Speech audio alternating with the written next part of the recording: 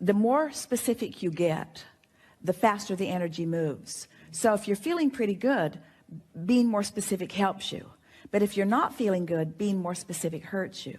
You want love. So when you think about focusing on someone and loving them, you want that love. When you focus on losing them, or you focus on them not staying, right, or you focus on them being distracted or not loving you back, now you're focused in a way that the source within you is never focused. And we can see how it could be confusing, but we promise you, once you get a handle on your emotions, you'll never be confused again. You won't be confused about what you're doing, and you won't be confused about what anybody else is doing. When you see somebody freaking out, you just know they're not in alignment with who they are, and they might even be justified in not being in alignment. The relationship itself must be allowed to be alive. It must be allowed to expand. And so what you're looking for are not promises, because no one can keep any of them anyway. Right. So you're not looking for promises. What you're looking for is enough compatibility that you have a pretty good chance of getting pretty good momentum going, where you will not lose yourself in the relationship. What you're reaching for is the freedom to continue to decide. Yes. I want the freedom to continue to decide. And in some ways, a relationship in and of itself, as from your perspective of it, sort of belies that, because it sort of says, I'm going to get so hooked on you that then I won't have the freedom to not be hooked on you if I should choose to be. It's a freedom thing. It's a control thing. Yes. That you're feeling. Yes. And you can get around that or get to the heart of it by understanding that the only thing that anybody can control is their own relationship with who they are. That's what you're reaching for all the time. If we were entering into a relationship, standing in your physical shoes, it is our promise to you that our relationship vows or determination would go exactly like this. So far, I like you pretty good. Let's see how it goes. Let's see how it goes.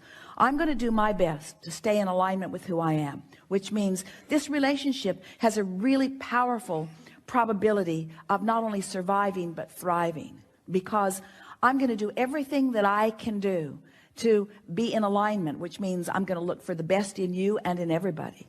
And I'm not going to talk hardly ever about things unwanted. And I'm going to keep myself so tuned in that I have source energy flowing through me, so that my capacity to love is going to be more than almost anybody you know, because it's going to be steady and consistent.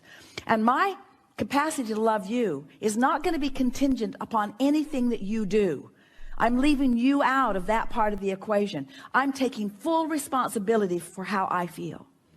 And I'm going to practice it for a while. I've been practicing it for a while, and I'd like to practice it for a while with you, but I can't make any guarantees, because I want to be in alignment. I just want to be in alignment. I want to know that I can be in alignment without holding someone else hostage to standing on their head in lots of different ways in order to keep me in alignment. So what I'm saying to you, potential lover of my life, is that there are no deal breakers. There are no deal breakers. There is nothing that you could ask of me that would break this deal, because my relationship with you is not about that. My relationship with you is about my relationship with Source. And you're really pretty.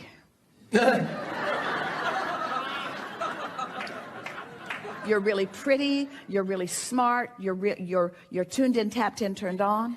In other words, have fun with this. You don't have to make long-term promises, but in the meantime, collect some data. And in other words, you're wanting to collect some data. What you want to say to people who are coming to you is, I'm trying to find myself, and maybe we could hang around together while I find myself. And finding myself means I want to see how much time I can spend with you, with all of the variety that you might introduce into the relationship with me, while I stay in alignment with source energy.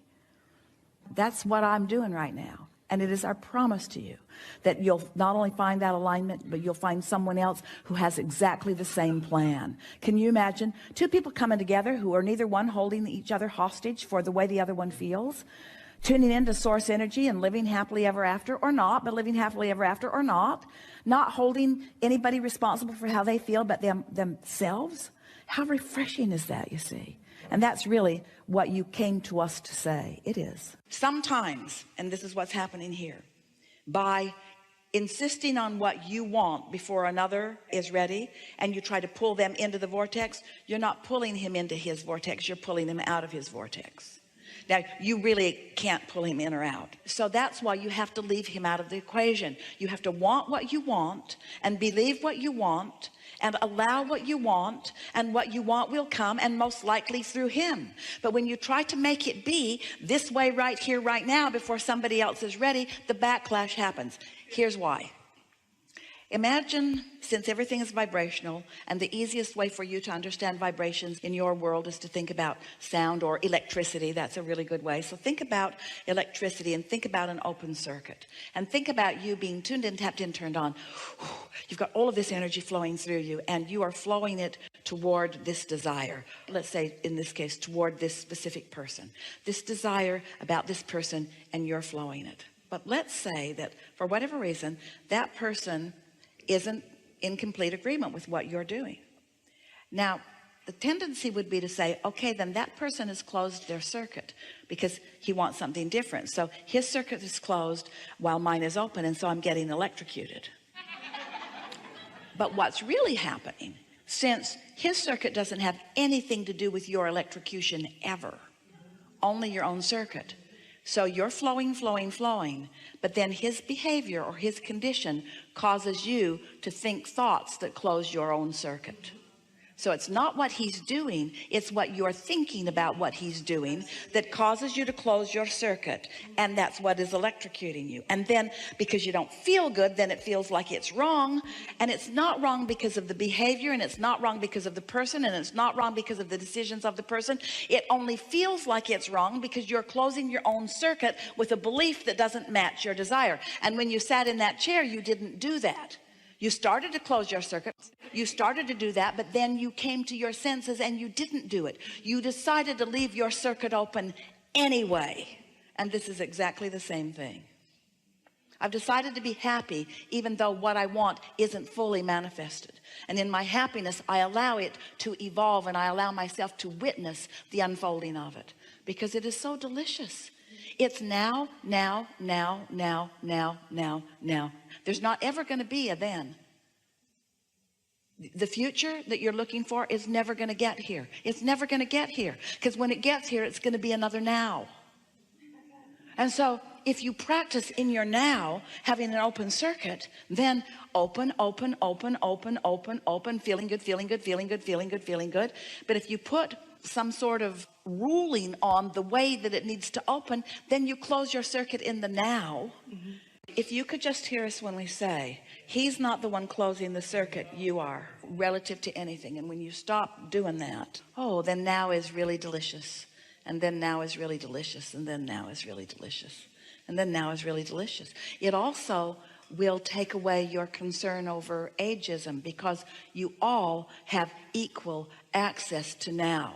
Right now, where you converge with source energy, it's all right now. And it doesn't matter how old you are, how young you are, doesn't matter how rich you are or how poor you are, you all have equal access to this energy right here and now. So the successful happiness that you're all reaching for is all about what you decide to do with your own circuits. And we're talking about the circuit of desire and the circuit of belief.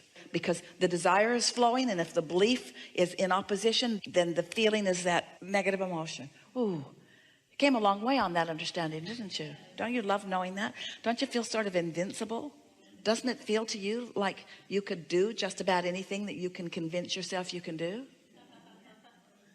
Doesn't it feel like you'd just like to maybe shore up some of your own beliefs by looking for evidence of these laws?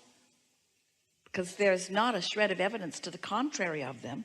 Your life is rich with them. You see, more blue glass moments everywhere. You get to want what you want.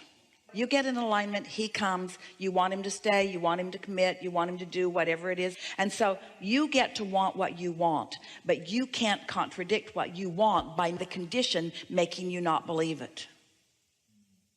If you can continue to want what you want and not let the condition convince you that what you want isn't happening right now, then the thing that isn't happening can begin to happen. That was a really big statement. Did you hear it? You get to want what you want, but when the situation that's happening keeps you from believing what you want, then that's what goes wrong with it. We're just going to talk for a little bit because we have very little time before segment, and so let's recap some of the power that we just discovered together. So you create your own reality, yes? And you're a vibrational being, and you're emanating a signal at all times.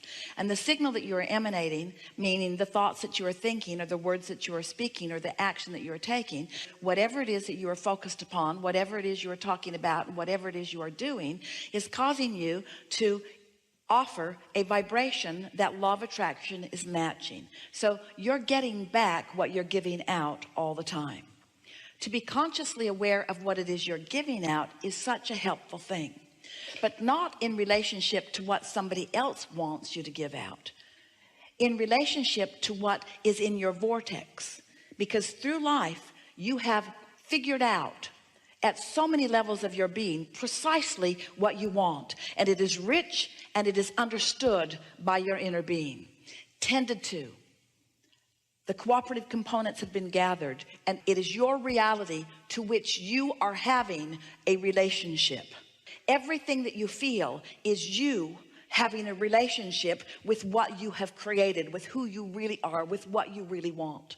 And every emotion that you feel is not about what somebody else is doing. It's not about anybody else's power, because they don't have power in your experience.